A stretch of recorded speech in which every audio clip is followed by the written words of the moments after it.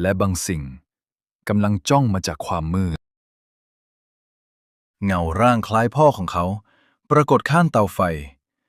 เสื้อผ้าที่ใส่เหมือนตอนถูกแต่งไว้ในโลงใบหน้าซีดขาวริมฝีปากแผ่วเบา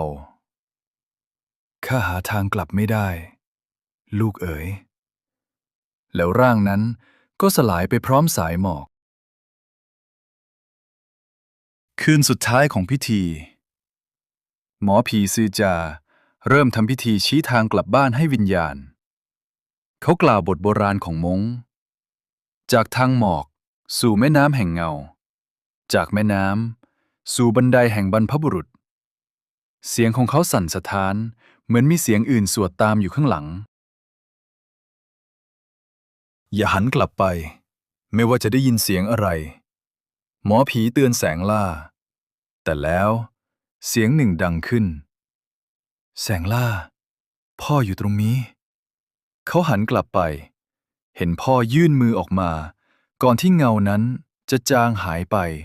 พร้อมเสียงแคนสุดท้ายเช้าวันถัดมาศพของพ่อถูกฝังบนยอดเขา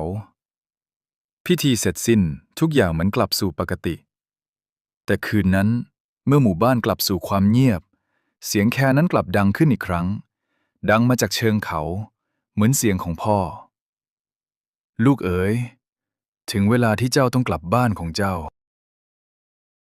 ทุกคืนพระจันทร์เต็มดวงหากใครเดินผ่านภูเขาแห่งนั้นจะยังได้ยินเสียงแคนแผ่วเบาไม่มีใครรู้ว่าเสียงนั้นมาจากโลกนี้หรือโลกของวิญญาณเมื่อคนตายไม่ใช่จุดจบแต่คือการเดินทางกลับสู่บรรพบุรุษทว่าหากทางนั้นผิดพลาวิญญาณจะกลับมาและบางครั้ง